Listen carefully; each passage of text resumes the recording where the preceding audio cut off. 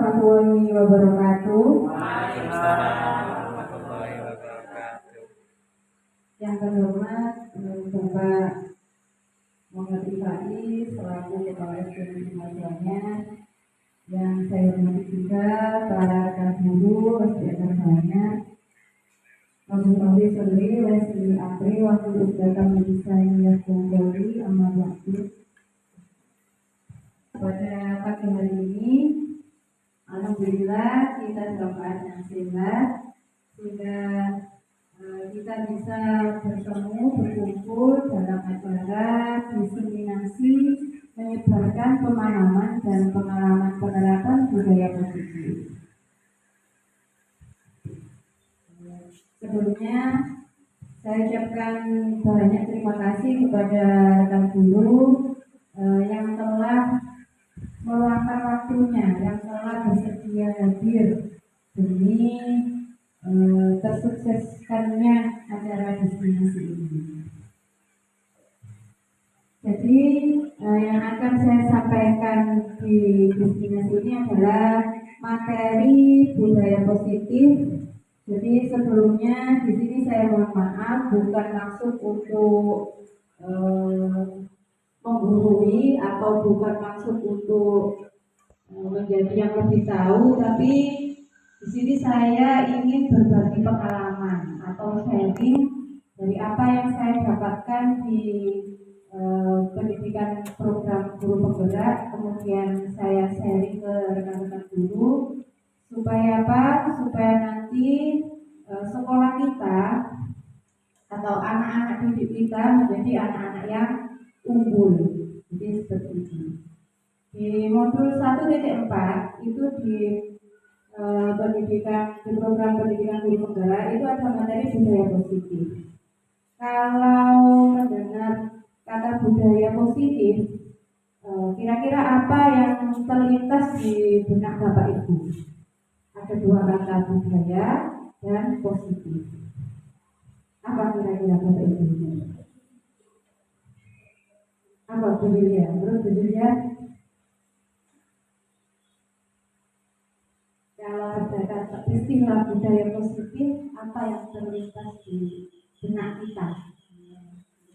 Menurut saya, budaya positif itu adalah nilai-nilai, kemudian keyakinan-keyakinan dan juga kebiasaan-kebiasaan yang berpihak pada siswa.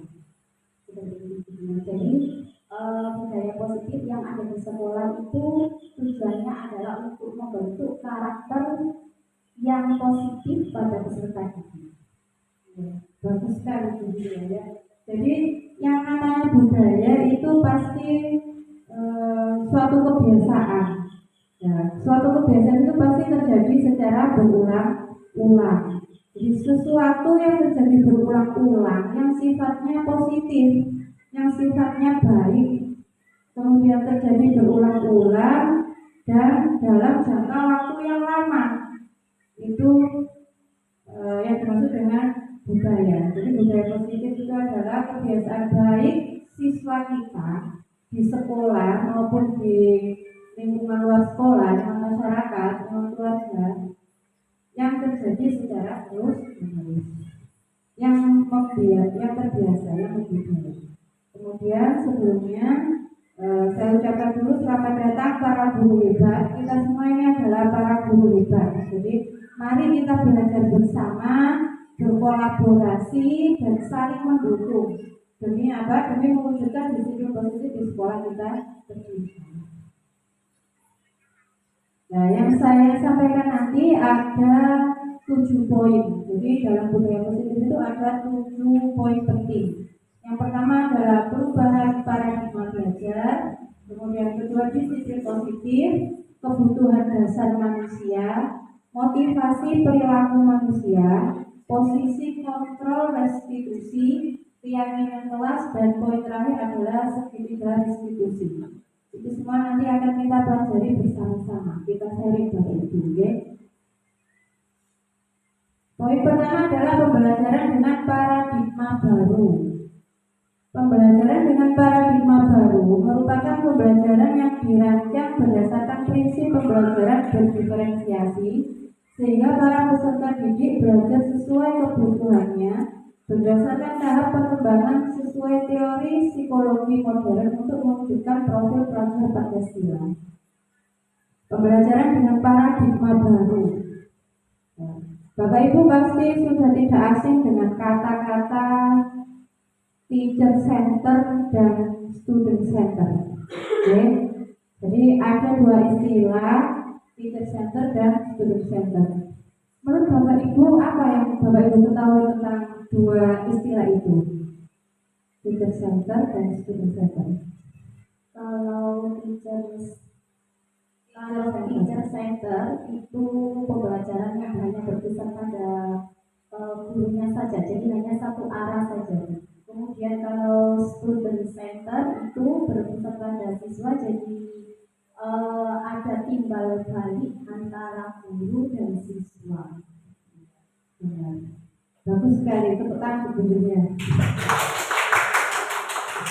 Jadi itulah perbedaan pembelajaran zaman kita dulu dengan pembelajaran anak-anak kita saat ini. Kalau pembelajaran kita dulu mungkin kita masih menggunakan metode atau pendekatan teacher center, artinya semua pembelajaran itu pusatnya di guru. Ya, jadi guru hanya mentransfer ilmu satu arah, jadi siswa hanya menerima. Kalau kita menggunakan satu arah itu kita nanti tidak tahu, kita sebagai guru tidak tahu kebutuhan belajar murid itu seperti apa. Kemudian beralih pembelajaran saat ini yang kita gunakan itu mau tidak mau harus menggunakan pendekatan student center, artinya di mana murid itu mencari sendiri, ya, mencari pengalamannya sendiri, kemudian mencari solusi dari permasalahan yang diberikan oleh guru. Dan tugas guru apa? Tugas guru hanya menuntun atau sebagai fasilitator. Ya, tidak kok istilahnya itu didulak terus, bukan. Jadi untuk pembelajaran saat ini adalah siswa berusaha supaya mandiri. Jadi itulah perbedaan pembelajaran dulu dengan sekarang. Kemudian selain menggunakan student center, poin yang kedua adalah berdiferensiasi. Different artinya berbeda. Jadi berdiferensiasi itu kita sebagai guru menyediakan kebutuhan menyediakan pembelajaran atau merancang pembelajaran sesuai dengan kebutuhan siswa.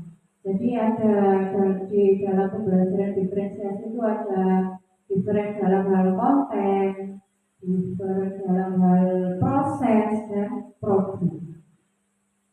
Kemudian yang menjadi pembeda lagi adalah untuk mewujudkan profil pelajar Pancasila yang sedang digaungkan sekarang adalah profil pelajar Pancasila ada 6 dimensi, tentunya sudah tidak asing lagi di lingkungan kita. Yang pertama adalah beriman bertakwa kepada Tuhan Yang Maha Esa dan berakhlak mulia. Jadi ini hubungannya dengan kereligiusan. Selain kita mempunyai akhlak kepada Tuhan, kita juga harus berakhlak kepada sesama, baik sama manusia maupun lingkungan. Dimensi yang kedua adalah berkebinekaan global. Jadi di dalam sekolah itu pasti terdapat keanekaragaman, mulai dari tingkat ekonomi orang tua misalnya, kemudian dari karakter. Berkebinekaan global di sini kita harus berusaha saling menghargai itu semua. Yang ketiga adalah bergotong royong. Bergotong royong ini tidak hanya kita bekerja sama dalam menjaga kebersihan. Bergotong royong bisa kita ciptakan di pembelajaran berkelompok, itu juga bergotong royong. Kemudian kreatif, bagaimana caranya kita menciptakan pembelajaran yang bervariasi. Selanjutnya adalah bernalar kritis. Kita melatih siswa kita untuk mempunyai sikap bernalar kritis. Berani berpendapat juga itu termasuk bernalar kritis. Dan yang terakhir adalah mandiri.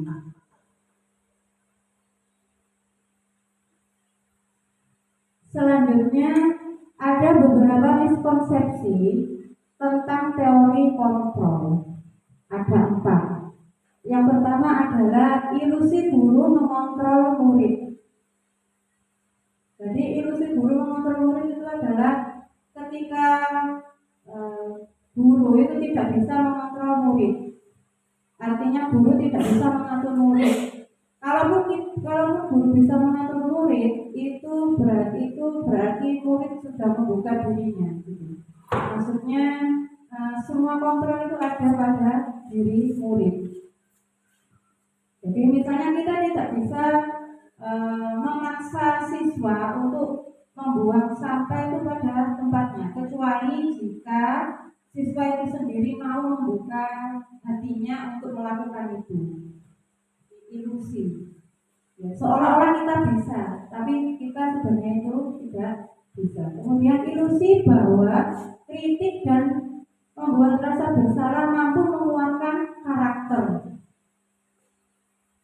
Benar nggak Bapak Ibu? Kritik dan membuat rasa bersalah kok malah menguatkan karakter siswa.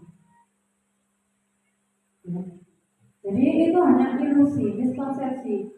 Sebenarnya ketika kita mengkritik siswa atau membuat siswa itu bersalah, itu malah melemahkan karakter siswa. Gara-gara kamu teman kamu menangis, ya, itu malah melemahkan karakter siswa itu sendiri. Kemudian ilusi bahwa orang dewasa berhak memaksa. Ya, jadi meskipun kita ini sebagai orang dewasa di hadapan anak didik kita, itu kita salah kalau kita berhak memaksa, itu kita salah. Kita tidak bisa memaksa seseorang yang sesuai dengan keinginan kita. Ya. Yang terakhir adalah ilusi bahwa semua penguatan positif itu efektif dan bermanfaat. Penguatan positif itu misalnya kalau kita memberi reward, memberi penghargaan pada siswa kita. Kalau itu terjadi terus menerus, itu juga bukan merupakan hal yang tidak efektif. Itu juga merupakan hal yang tidak efektif dan juga tidak bermanfaat. Karena apa? Nanti akan menimbulkan rasa iri ke yang lain. Jadi atau itu nanti akan membuat siswa itu tujuannya itu bukan karena keinginannya sendiri, tapi ingin embel-embel dapat hadiah tadi. Nah, bagaimana kita mengubahnya? Mengubah paradigma stimulus respon ke pendekatan teori kontrol. Menurut stimulus respon atau menurut teori stimulus respon itu kebutuhan kita sama. Benar nggak Bapak Ibu? Kebutuhan kita sama? Tidak. Jadi kebutuhan semua orang itu berbeda. Ternyata realitanya seperti itu. Ya. Yang kedua, semua orang melihat hal yang sama. Jadi semua orang itu pikirannya itu sama. Benar nggak itu? Tidak juga, karena setiap pribadi, setiap orang itu pasti punya pendapat yang berbeda, punya pemikiran yang berbeda. Yang ketiga, menurut teori stimulus respon, kita mencoba mengubah orang agar berpandangan sama dengan kita. Ya, jadi menurut stimulus respon ini kita coba supaya orang-orang itu punya kesamaan dengan kita, dan itu tidak bisa. Kita hanya bisa berusaha memahami pandangan orang lain. Jadi biarkan orang lain itu punya pikirannya sendiri-sendiri, punya pendapat sendiri-sendiri. Kita hanya bisa menghormati, memahami. Selanjutnya, perilaku buruk dilihat sebagai suatu kesalahan. Menurut teori kontrol, semua perilaku memiliki tujuan. Baik perilaku buruk pun itu punya tujuan. Misalnya ada pencuri misalnya, tujuannya apa? Siapa tahu dia ingin memenuhi kebutuhannya, dia tidak punya uang, tidak punya pekerjaan. Akhirnya apa? Dia mencuri. Jadi semua perilaku itu punya tujuan. Perilaku buruk itu sekalipun. Ya. Selanjutnya orang lain bisa mengontrol saya. Benar nggak kira-kira orang lain bisa mengontrol saya? Tidak. Ya. Yang bisa mengontrol saya siapa? Ya saya sendiri. Jadi seperti itu. Kemudian saya bisa mengontrol orang lain. Bisa nggak? Kita saja tidak bisa mengontrol siswa kita. Ya. Jadi kita tidak bisa mengontrol orang lain. Pemaksaan ada pada saat bujukan gagal. Menurut teori kontrol, kolaborasi dan konsensus menciptakan pilihan-pilihan baru. Dan yang terakhir, model berpikir menang kalah. Maksudnya model berpikir menang kalah itu kita sebagai guru kok misalnya punya siswa melakukan kesalahan, kita menghukum siswa. Nah, itu berarti konsepnya guru menang, siswa yang kalah. Yang benar bagaimana? Model berpikir menang. Jadi guru menang, siswa juga menang. Artinya ketika siswa itu salah, kita berusaha bagaimana supaya siswa itu akhirnya bisa mengaku salah, kemudian mencari solusi sendiri. Nah, itu baru dikatakan menang. Guru menang, siswa juga merasa dihargai. Poin yang kedua, setelah pembelajaran paradigma baru, yang kedua adalah disiplin positif. Seperti yang dikatakan Bu Julia tadi, disiplin positif adalah nilai-nilai yang positif, nilai kebaikan yang terjadi secara terus-menerus yang sudah membudaya di sekolah tentunya. Dalam budaya kita, maka kata disiplin dimaknai menjadi sesuatu yang dilakukan seseorang pada orang lain untuk mendapatkan kepatuhan. Kita cenderung menghubungkan kata disiplin dengan ketidaknyamanan. Disiplin, aturan, ya, adanya aturan membuat siswa disiplin. Tapi adanya aturan itu membuat siswa merasa tidak nyaman. Mengapa? Karena aturan itu dibuat satu arah. Jadi yang membuat aturan siapa Bapak Ibu di sekolah kita? Semuanya. Apakah semuanya? Apakah hanya guru? Kalau aturan itu yang membuat siapa? Semuanya atau hanya guru? Guru. Ya, selama ini yang membuat aturan adalah guru. Jadi siswa hanya menjalankan aturan itu. Jadi kita cenderung menghubungkan kata disiplin dengan ketidaknyamanan, membuat siswa itu tidak nyaman. Kalau tidak mengerjakan PR langsung dihukum, ya. Itu aturan. Sebagai pendidik, tujuan kita adalah menciptakan anak-anak yang memiliki disiplin diri sehingga mereka bisa berperilaku dengan mengacu pada nilai-nilai kebajikan universal dan memiliki motivasi intrinsik. Jadi coba kita melatih siswa kita, ya, supaya menjadi siswa yang disiplin itu munculkan dari dalam diri siswa itu sendiri. Ya.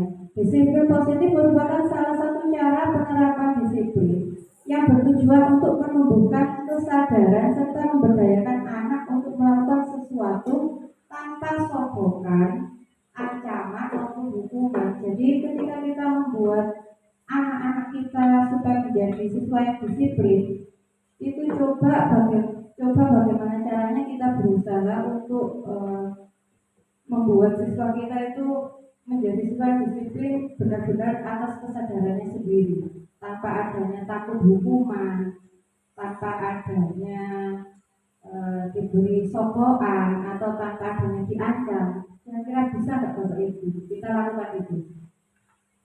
Bisa ya? Bisa. Kita harus bisa. Kita guru hebat kok ya. Jadi tumbuhkanlah sikap disiplin pada murid kita tanpa adanya hukuman. Biarkan dari kesadaran siswa kita sendiri. Nah, dalam hal ini ada beberapa nilai-nilai kebajikan. Ini salah satu contohnya. Nilai yang disepakati bersama lepas dari suku, bangsa, agama, bahasa maupun latar belakangnya. Jadi dalam disiplin positif tadi itu mengandung banyak sekali nilai-nilai kebajikan atau nilai-nilai yang baik. Saya ambil 3 poin.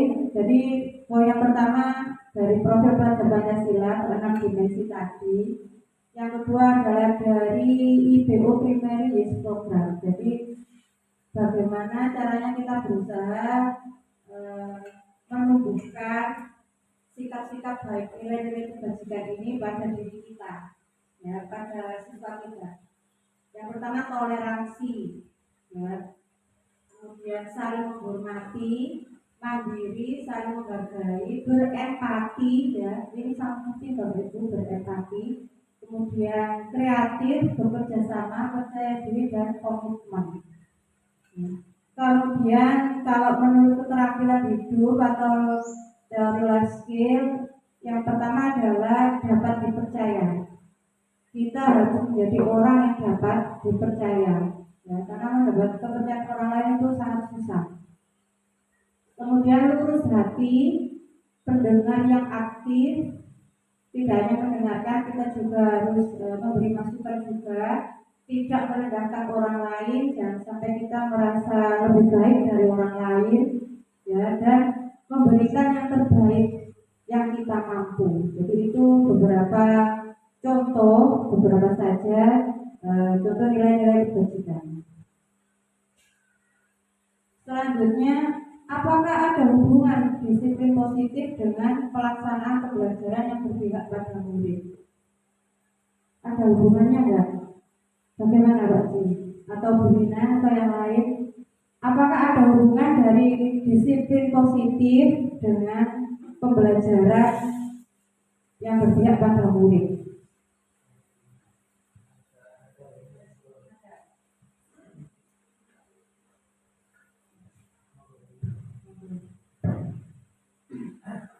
Disiplin positif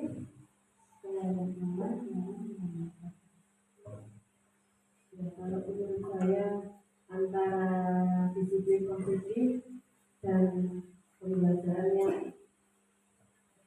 berpihak pada murid atau studi center itu sangat sekali berhubungan,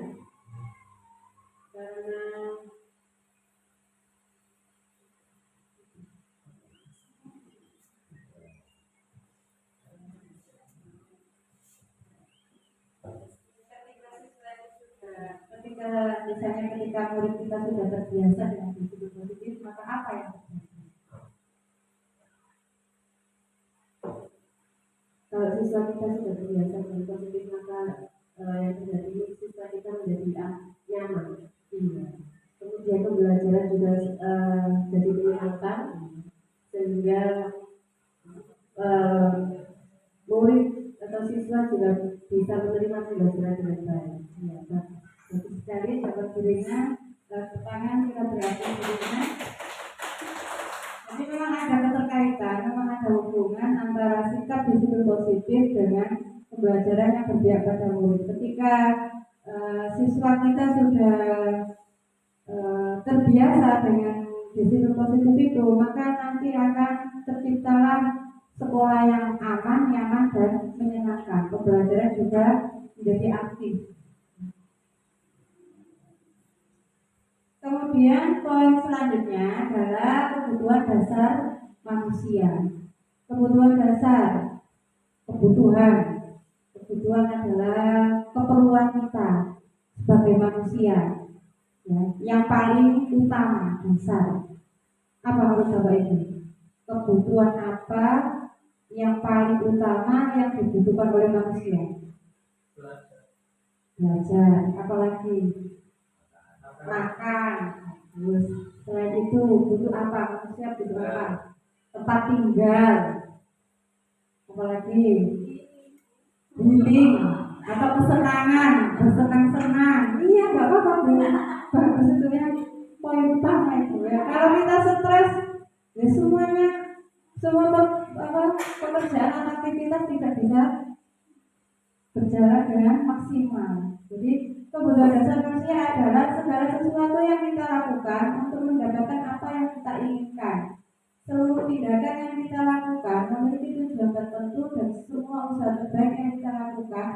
dalam rangka agar kebutuhan dasar kita terpenuhi dengan baik. Apa saja kebutuhan dasar manusia itu? Nah, dirangkum di sini ada 5. Yang pertama adalah kebutuhan bertahan hidup. Seperti yang dikatakan Mbak Rifai tadi, butuh makan, butuh tempat tinggal, kemudian butuh keamanan, rasa aman dan kesehatan. Jadi kebutuhan itu ketika terpenuhi, maka manusia itu bisa bertahan hidup. Itu yang terpenting, primer, pokok. Kemudian yang kedua adalah kebutuhan kasih sayang dan rasa diterima. Butuh kasih sayang nggak Bapak Ibu? Butuh. Kita saja yang dewasa butuh, apalagi yang anak, apalagi murid kita. Ya, hubungan dan koneksi sosial memberi dan menerima kasih sayang dan merasa menjadi bagian dari kelompok. Kasih sayang dan diterima. Ya. Bagaimana kebutuhan itu bisa didapatkan murid? Itu bisa diterapkan ketika pembelajaran di kelas, misalnya murid diajak terlibat langsung dalam pembelajaran atau dalam berkelompok. Itu. Kemudian yang ketiga adalah penguasaan atau rasa dihormati. Ya, kita sebagai manusia perlu ingin sekali untuk dihormati dan dihargai, didengarkan, dianggap berharga, dianggap kompeten, dan diakui atas prestasi kita. Ya.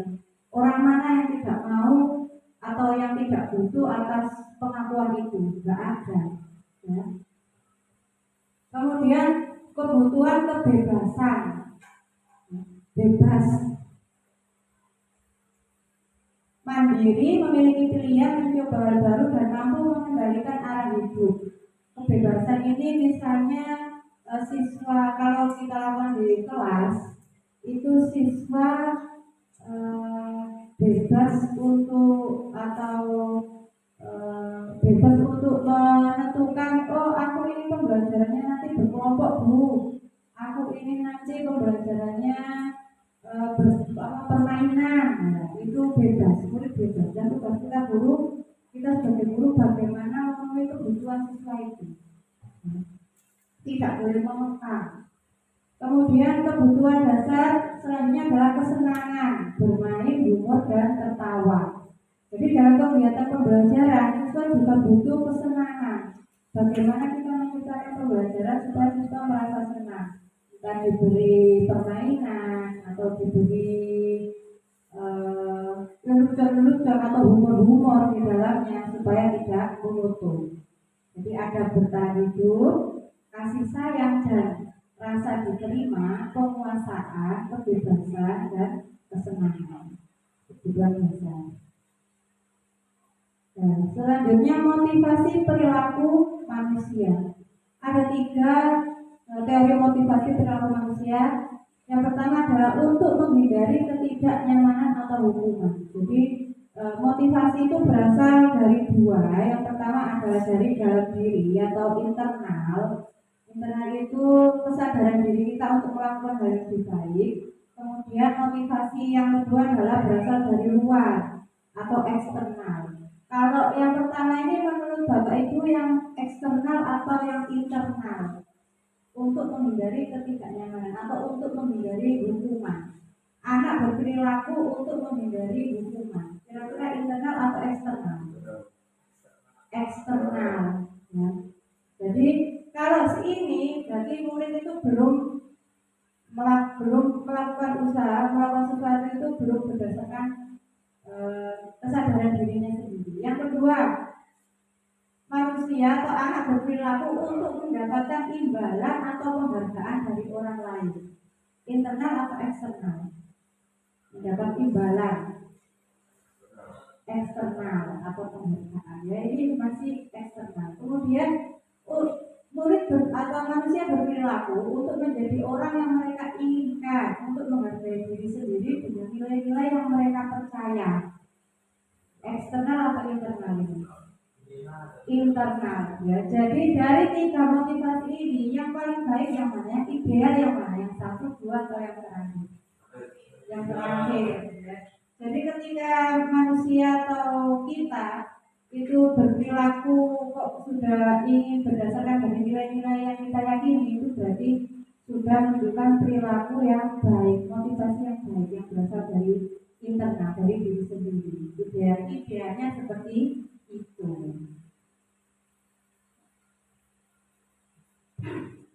Nah, dari teori motivasi tadi, motivasi perilaku manusia tadi ada 3 poin. Yang pertama hukuman, konsekuensi, dan restitusi.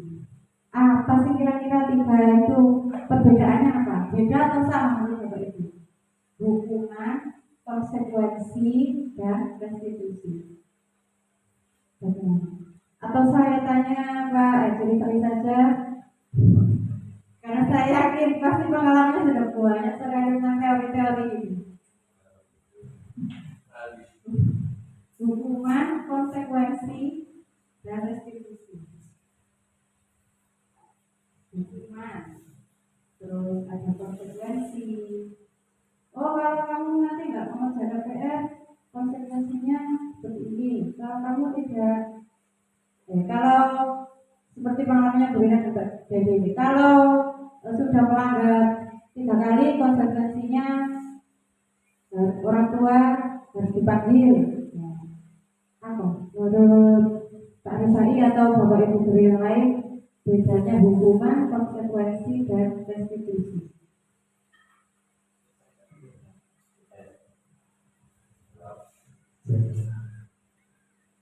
Itu poin hukuman, guru memberikan hukuman sesuai yang diinginkan. Jadi ketika misalnya siswa melakukan yang menurut guru itu adalah sebuah kesalahan, seperti tidak mengerjakan PR, kemudian guru langsung menentukan hukumannya saat itu, dan siswa tidak tahu apa yang sebelumnya. Misalnya dihukum berdiri di depan kelas, dihukum membersihkan kamar mandi dan sebagainya. Itu hukuman. Tapi untuk konsekuensi adalah sesuatu yang sudah disepakati oleh guru dan juga muridnya. Jadi sebelum guru memberikan PR sudah disampaikan, bagi yang tidak mengerjakan PR ini hukum apa, konsekuensinya apa. Baru setelah itu siswa dengan guru menyepakati. Misalnya menyepakati untuk mengerjakan PR-nya di luar kelas. Nah, maka ketika siswa tidak mengerjakan PR, saat itu siswa tahu apa yang harus dilakukan sesuai dengan konsekuensi yang ditentukan sebelumnya.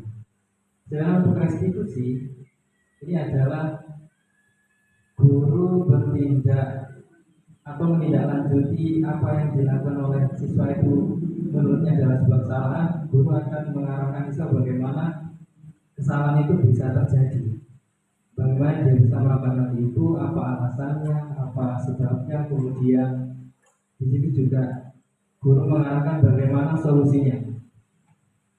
Jadi tidak dihukum dan tidak apa-apakan, tapi diarahkan bagaimana menyelesaikan masalah yang dialami oleh siswa. Ya, terima kasih Pak Mubir, tepuk tangan Pak Mubir, sangat besar sekali jawabannya. Dari 3 poin ini yang baik yang mana? Restitusi. Ya, kalau hukuman itu tidak terencana atau tiba-tiba, murid tidak tahu apa yang akan terjadi, bersifat satu arah, kemudian bisa berupa fisik atau psikis. Kalau hukuman misalnya seperti yang dikatakan Pak Musbin tadi, kalau kita ambil contoh, ada siswa kita yang tidak mengerjakan PR, atau ada siswa kita yang datang terlambat. Hukuman itu seperti apa? Hukuman itu ketika guru memberikan, kamu kok tidak mengerjakan PR, silakan keliling lapangan lari 3 kali. Nah, itu hukuman. Jadi datangnya itu tiba-tiba tanpa ada kesepakatan, satu arah. Jadi satu arah diberikan oleh guru, siswa hanya bisa melakukan, tidak ada perjanjian sebelumnya. Itu kalau hukuman. Kalau konsekuensi itu terencana, disepakati, kemudian murid tetap tidak nyaman karena sikap guru selalu memonitor. Kalau konsekuensi misalnya ketika hari itu kita memberikan siswa kita PR, terus kita diskusi ke siswa. Besok kalau ada yang tidak mengerjakan, diapakan? Nah, seperti itu. Oh, ini Bu, kalau besok ada yang tidak mengerjakan, disuruh bersihkan kamar mandi. Nah, ketika saat itu siswa sepakat, nah itu namanya konsekuensi. Ketika besok ada yang tidak mengerjakan, ya siswa tahu, oh aku gak mengerjakan PR, berarti aku harus membersihkan kamar mandi. Itu kalau konsekuensi, artinya sudah terencana. Kalau yang restitusi, itu proses menciptakan kondisi bagi murid untuk memperbaiki kesalahan, kolaboratif yang mengajarkan murid untuk mencari solusi sendiri. Kalau restitusi itu ketika ada siswa kita yang tidak mengerjakan PR, kita tanya dulu kesalahanmu apa. Ya. Nanti siswa bisa bercerita, salah saya ini Bu, tidak mengerjakan PR, mengapa? Nah, kita gali dulu. Oh misalnya, oh saya kemarin ini Bu tertidur, atau membantu ibu ada hajatan. Terus kalau kamu tidak mengerjakan PR ini, supaya tidak terulang lagi di kemudian hari, apa yang sebaiknya kamu lakukan? Nah itu restitusi. Nah, misalnya, oh ini Bu, kalau saya dapat PR lagi, saya akan mengerjakannya setelah pulang sekolah langsung supaya tidak lupa. Nah itu restitusi. Jadi kita gali bersama dengan siswa kita cari tahu penyebabnya dan juga solusinya tanpa menghukum kalau restitusi. Selanjutnya adalah 5 posisi kontrol kita sebagai guru. Yang pertama adalah sebagai penghukum, yang kedua pembuat rasa bersalah, yang ketiga guru sebagai teman, yang keempat adalah guru sebagai pemantau, yang kelima guru sebagai manajer. Nah, dari kelima posisi ini, kira-kira posisi Bapak Ibu guru di nomor berapa? Kalau saya jujur, saya masih di nomor 1. Kalau siswa saya salah, posisi saya ini sebagai penghukum. Jujur ini Bapak Ibu ya.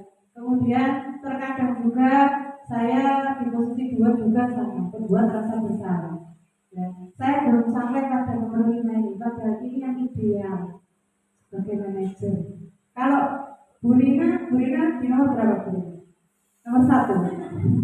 Kalau Bu Dia sama 1 juga. Ada nggak nomor 5? Bu Julia masih nomor 5 Bu Julia. Atau ini nomor 3 sebagai teman. Ya. Ya kalau Bu Masih ada berapa posisi? Nomor 1. Pak Dedi nomor 3 sebagai teman. Pak Haji, dari Pak Haji.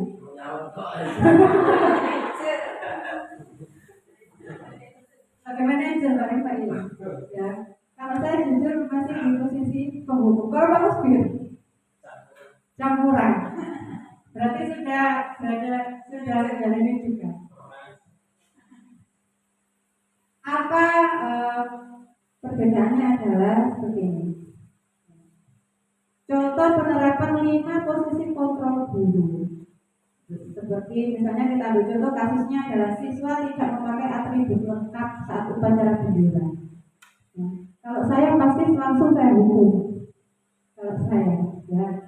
Ketika kita berada di posisi penghukum, maka yang kita lakukan adalah menyuruh siswa itu, misalnya hormat karena kamu tidak memakai atribut lengkap, hormat pada bendera selama 1 jam. Atau berdiri kemudian mengambil sampah, nah itu penghukum. Ya. Kemudian kalau kita guru sebagai posisi kita sebagai pembuat rasa bersalah, kita bisa ucapkan berapa kali ibu guru atau berapa kali bapak guru harus memberitahu kamu selalu saja mengecewakan bapak ibu guru, selalu saja mengecewakan kamu itu. Nah itu membuat siswa itu merasa bersalah. Ya.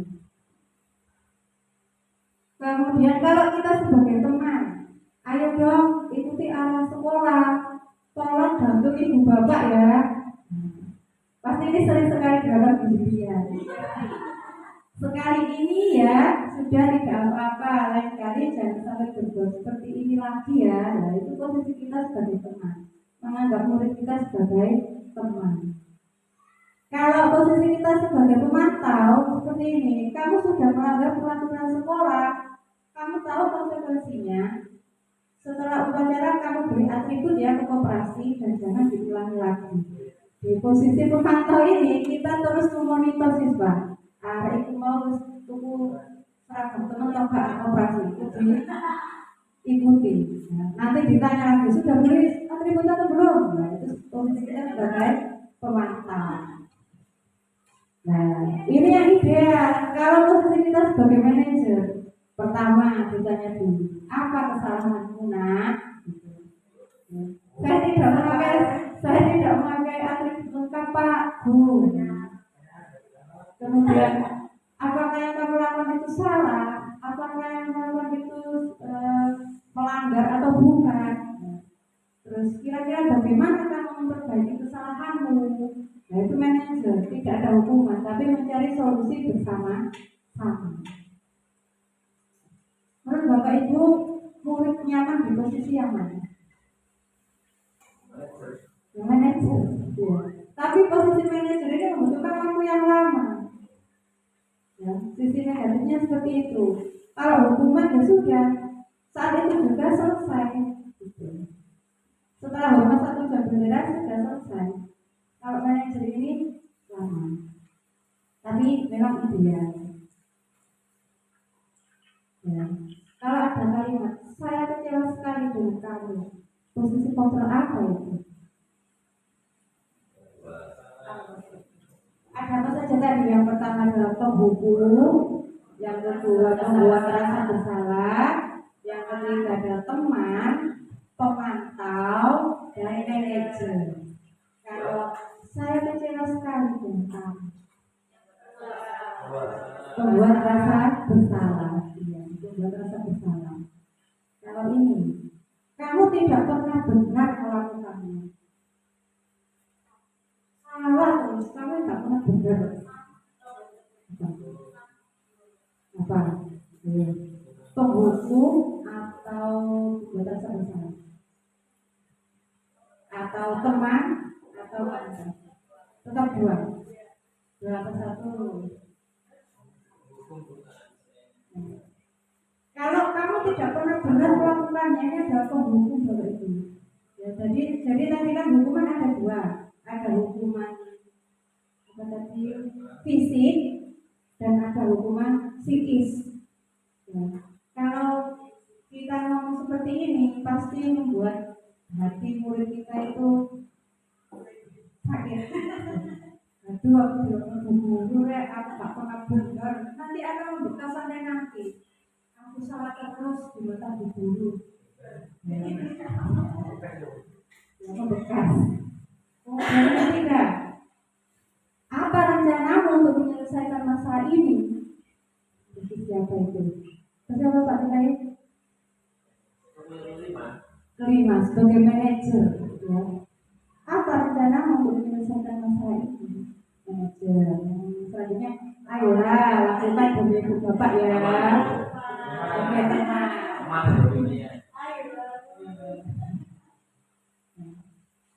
Kamu tidak pernah mendapat nilai jika kamu tidak mengerjakan tugas. Posisi apa itu?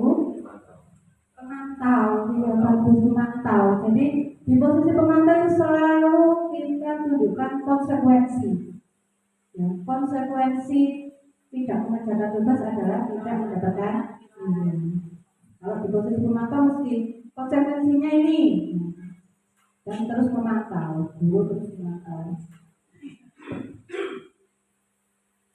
Materi berikutnya adalah tentang keyakinan kelas. Mengapa kok keyakinan kelas? Mengapa kok bukan peraturan? Yang nomor 1, Pak Dedi, menurut Pak Dedi jawabannya apa Pak Dedi? Mengapa kita memiliki peraturan tentang penggunaan helm pada saat mengendarai kendaraan? Menurut Pak Dedi apa? Mengapa kita harus memakai helm ketika berkendara? Aturan.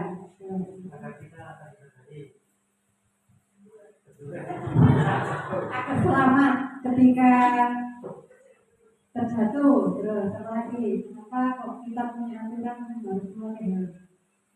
Kita punya dua jawaban. Yang pertama tadi kata Bu Julia untuk mematuhi aturan.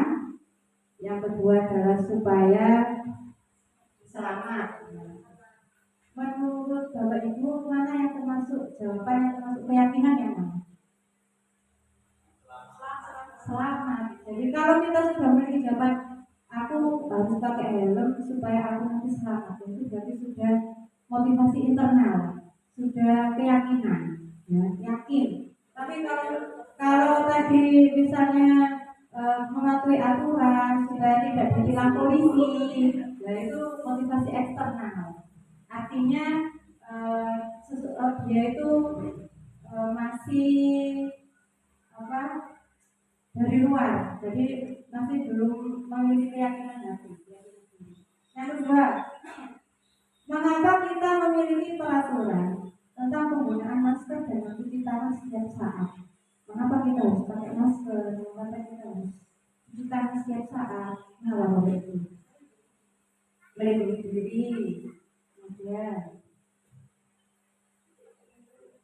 biar tidak hitam, atau takut ketilang, misalnya dulu waktu COVID kalau nggak pakai masker mesti ditilang kalau kita di rumah sakit.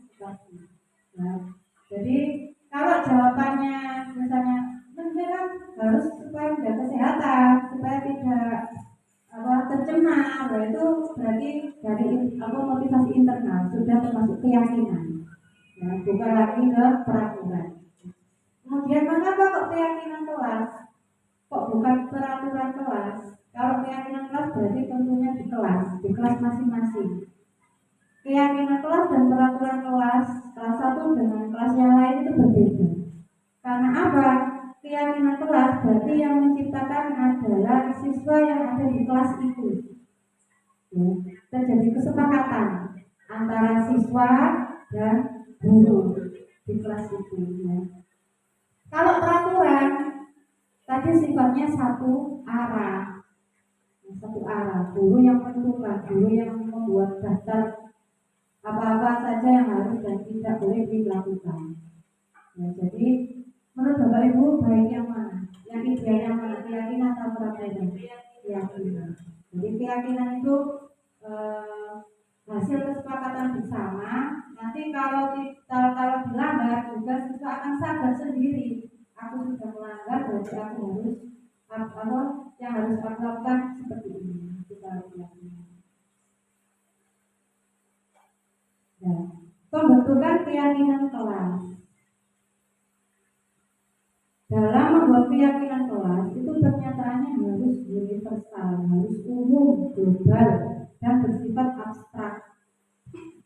Kemudian dibuat dalam pernyataan positif, kalimat-kalimatnya juga harus positif. Dari kalimat negatif misalnya tidak boleh mencontek, kita ubah dengan apa itu? Kerjakan sendiri, mengerjakan tugas sendiri. Kemudian tidak boleh membuang sampah sembarangan. Membuang sampah pada tempatnya. Jadi kalau membuat keyakinan kelas itu harus menggunakan kalimat-kalimat yang positif. Kemudian sedikit saja agar mudah diingat dan dipahami. Tidak usah banyak-banyak Bapak Ibu kalau membuat keyakinan kelas. Ya. Kemudian sesuaikan dengan kondisi kelas agar mudah diterapkan. Kalau keyakinan itu dibuat seluruh sekolah berarti namanya keyakinan sekolah. Kalau dibuat hanya dalam satu kelas berarti keyakinan kelas. Kemudian semua warga kelas dilibatkan saat membuat keyakinan kelas. Nah, ini yang sudah saya lakukan kemarin bersama siswa-siswa kelas 4. Jadi saya berikan mereka sticky note, ya, mereka tulis di situ apa yang mereka kendaki, apa yang mereka mau, kemudian ditempel. Ya. Setelah ditempel ini sesuai kreasi Bapak Ibu, bisa didesain lewat kanvas, bisa ditempel, ya, disesuaikan di kreasi. Jangan lupa nanti di akhir semua siswa tanda tangan sebagai persetujuan. Materi selanjutnya berikutnya adalah segitiga restitusi.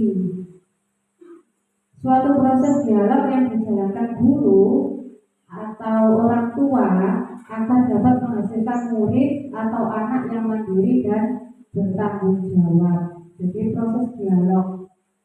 Kalau segitiga restitusi ini berarti 5 posisi kontrol tadi yang mana Bapak Ibu? Yang bisa dijadikan segitiga restitusi. Manajer. Jadi dialog yang dilakukan guru dengan murid atau orang tua dengan anak. Jadi tidak hanya di sekolah, di rumah pun bisa melakukan atau menerapkan segitiga restitusi. Pokoknya di semua orang yang sedang bermasalah itu bisa direstitusi. Gitu, ya. Bisa atasan dengan bawahan. Kalau seumpama bawahan sedang bermasalah, bisa kepala sekolah bisa berestitusi Bapak Ibu guru tersebut. Ada 3 tahapan. Yang pertama adalah menstabilkan identitas. Langkah pertama, berdasarkan prinsip membuat kesalahan adalah bagian dari proses pembelajaran. Yang bisa kita katakan seperti ini Bapak Ibu. Kalau misalnya siswa kita ada yang salah, melakukan kesalahan misalnya, kita yakinkan dulu, berbuat salah itu tidak apa-apa nak. Tidak ada manusia yang sempurna. Bapak Ibu juga pernah kok melakukan seperti itu, melakukan kesalahan seperti kamu dulu. Bapak Ibu tidak mau mencari siapa yang salah, tapi Bapak Ibu ingin mencari solusi dari permasalahan. Kemudian kamu berhak merasa begitu. Itu ketika kita mengucapkan ini, berarti itu tahapan menstabilkan identitas. Dijumpen bisik anaknya Bapak Ibu. Ya, kalau misalnya berbuat salah dipanggil, ditenangkan dulu hatinya dengan perkataan tadi. Gak apa-apa, dulu juga pernah kok dulu seperti kamu. Gitu. Yang kedua, setelah tadi didendam hati anak ini, yang kedua adalah validasi tindakan yang salah. Ya, tahapan ini berdasarkan prinsip setiap perilaku berupaya memenuhi suatu kebutuhan tertentu. Yang bisa kita katakan seperti ini. Padahal kamu bisa melakukan yang lebih buruk dari ini ya. Kamu pasti punya alasan mengapa melakukan hal itu. Itu validasi tindakan yang salah. Benar kak? Muridku ini mau salah. Akhirnya dipancing dengan pertanyaan itu. Kamu patut bangga pada dirimu sendiri karena kamu telah melindungi sesuatu yang penting buatmu. Kamu boleh mempertahankan sikap itu, tapi kamu harus menambahkan sikap yang baru. Ya. Boleh kok kamu melakukan itu, tapi lebih baiknya kamu seperti ini. Itu yang validasi tindakan yang salah. Setelah itu, tahapan selanjutnya adalah menanyakan keyakinan dihubungkan dengan keyakinan kelas yang sudah disepakati tadi. Berdasarkan prinsip teori kontrol bahwa pada dasarnya kita termotivasi secara intrinsik. Motivasi yang baik itu adalah motivasi yang tumbuh dari dalam diri, intrinsik, tanpa takut adanya hukuman, tanpa adanya ingin diberi penghargaan. Kemudian diingatkan lagi setelah validasi tindakannya salah tadi, kalau murid sudah iya bu saya salah, nah, terus diberi perkataan seperti ini, apa keyakinan kelas kita, diingatkan lagi. Nilai-nilai apa yang telah disepakati bersama, seperti apakah gambaran kelas yang ideal menurutmu, kamu ingin menjadi orang yang seperti apa. Kalau kamu lakukan ini, terus apa yang sebaiknya kamu lakukan? Nah, kan?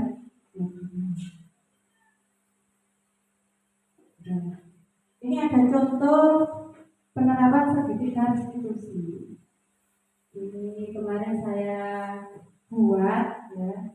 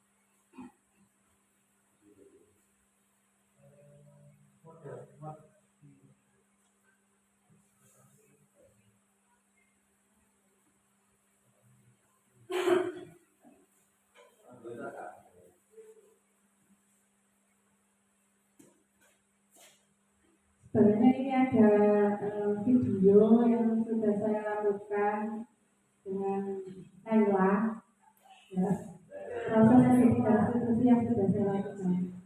Video aslinya ada.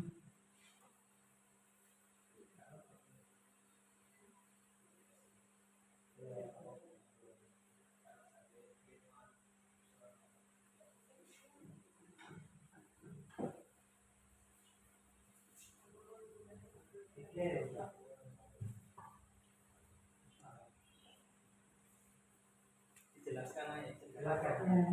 ini itu kemarin Nela melakukan kesalahan. Kesalahannya apa? Dia tidak mengerjakan PR dan bantu ketika pelajaran bahasa Inggris dengan ujian. Kemudian dia cerita kepada saya. Kemudian ini saya panggil itu.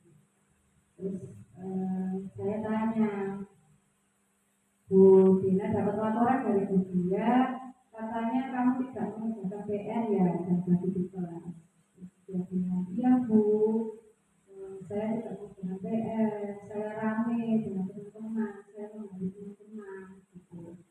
Setelah itu, kenapa kamu kok tidak mengerjakan PR? Sulitan belajar bahasa Inggris itu. Iya Bu, saya itu kesulitan, makanya saya malas kalau waktunya belajar bahasa Inggris dan kalau ada tugas saya tidak mengerjakan. Terus kemudian saya tanya lagi, kalau kamu tidak mengerjakan tugas itu berarti kamu sudah melaksanakan keyakinan kelas yang sudah kita sepakati atau belum? Belum. Terus keyakinan kelas mana yang belum kamu sepakati? Nah, terus dia tanya, keyakinan yang mengerjakan aktif dalam proses pembelajaran dan selalu mengerjakan tugas. Jadi di kelas 4 itu saya buat keyakinan salah satu poinnya itu selalu aktif dalam pembelajaran.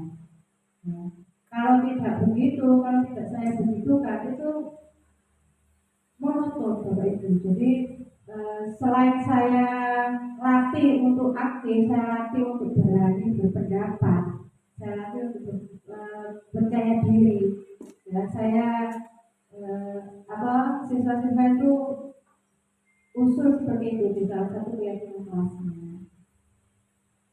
Kemudian kalau sudah seperti ini, kalau kamu sudah melakukan hal ini, terus apa yang harus kamu lakukan? Terus setelah itu, ya Bu, saya salah, saya akan minta maaf, setelah ini saya akan menemui dia. Ya sudah, silakan kamu temui dia setelah ini ya di jam istirahat atau setelah pelajaran ini atau ketika kamu belajar bahasa Inggris lagi. Dan ini ada testimoninya. Kata Naila, saya senang ketika saya salah, saya tidak dihukum, tapi saya diajak diskusi di guru untuk bersama-sama menyelesaikan masalah itu. Entah sebenarnya apa atau belum gitu ya. Jadi itu contoh restitusi sederhananya. Jadi tidak harus masalah yang berat, masalah ringan sekalipun bisa kalau itu kita restitusi. Tapi ya itu tadi butuh waktu yang lama untuk berdiskusi, untuk memancing supaya siswa itu ngaku salah, gitu. Itu yang butuh proses. Kemudian cari jalan proses bersama-sama. Selanjutnya adalah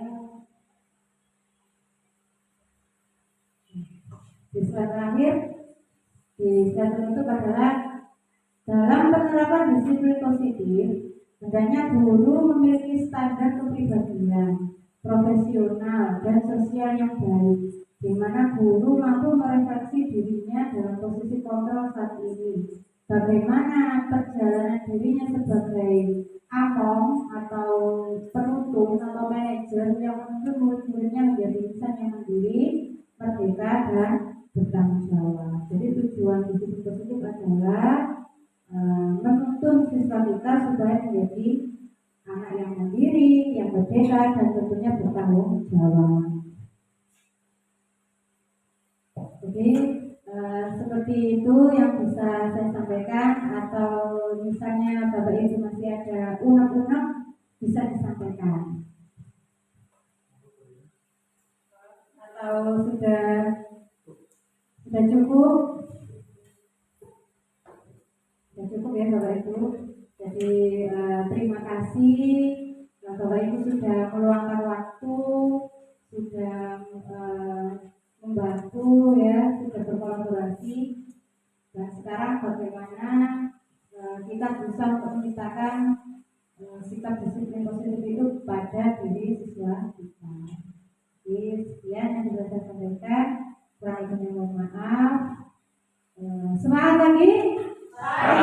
Pagi. Luar biasa. Lawan Nabila. SDM semuanya jaya. Assalamualaikum warahmatullahi wabarakatuh.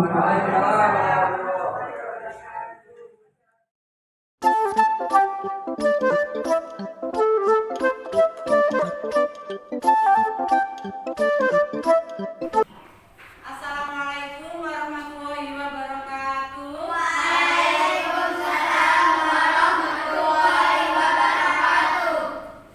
Apa kabar anak-anak hari ini? Alhamdulillah kalau semuanya baik. Kegiatan kita hari ini adalah kita akan membuat keyakinan kelas. Jadi di sini keyakinan kelas itu adalah hampir sama dengan peraturan. Hanya saja keyakinan kelas itu adalah berdasarkan nilai-nilai dari atau kesepakatan yang kita sepakati nanti. Jadi bedanya keyakinan kelas dan peraturan. Kalau peraturan itu dibuat untuk ditaati tanpa adanya kesepakatan atau diskusi dari semua pihak terlebih dahulu. Tapi kalau keyakinan kelas itu adalah nilai-nilai yang harus kita yakini, yang anak-anak yakini nantinya supaya apa? Supaya bisa dilaksanakan dengan penuh kesadaran diri tanpa adanya paksaan. Jadi keyakinan kelas itu nama lainnya adalah kesepakatan kelas. Ya. Kemudian setelah kita membuat keyakinan kelas nanti, keyakinan kelas itu akan kita sepakati, akan kita taati. Jadi seperti itu. Nah, langkah-langkahnya bagaimana? Nanti guru akan membagikan post-it ini per anak satu lembar. Ya. Kemudian nanti anak-anak tulis berbagai keyakinan yang ingin anak-anak ungkapkan, yang ingin anak-anak tulis di sini sampai tulis. Tapi syaratnya apa?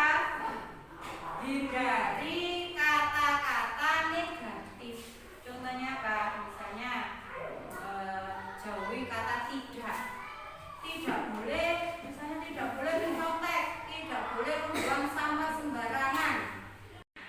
Nah, kata tidak itu harus kita ganti dengan kata yang positif. Misalnya harus jujur ketika mengerjakan tugas. Kemudian misalnya kalau tidak boleh membuang sampah sembarangan diganti dengan membuang sampah pada tempatnya. Jadi hindari kata yang negatif seperti tidak, jangan, itu ini tidak digunakan dalam membuat keyakinan kelas. Jadi sampai sini bisa dipahami anak-anak? Nanti anak-anak tulis keyakinan kelas apa yang harus kita sepakati nanti di kelas kita.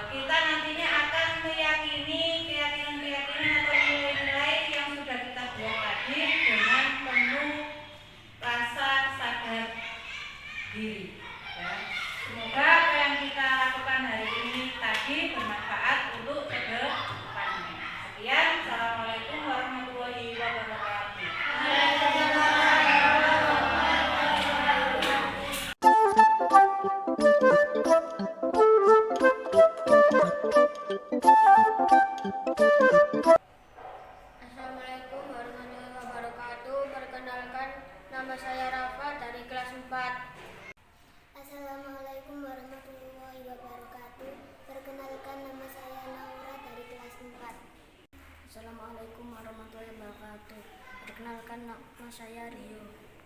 Assalamualaikum warahmatullahi wabarakatuh. Perkenalkan, nama saya Andika.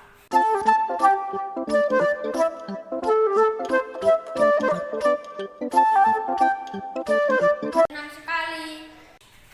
Betul, semangat. Sangat senang. Seru sekali.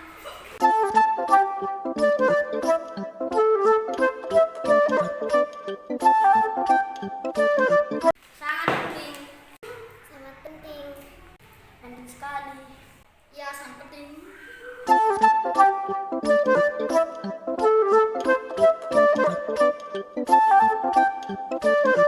Karena dapat menumbuhkan rasa tanggung jawab. Karena dapat membuat kita lebih disiplin. Karena dapat membuat kita lebih menghargai orang lain. Akan membuat kita menjadi lebih baik lagi.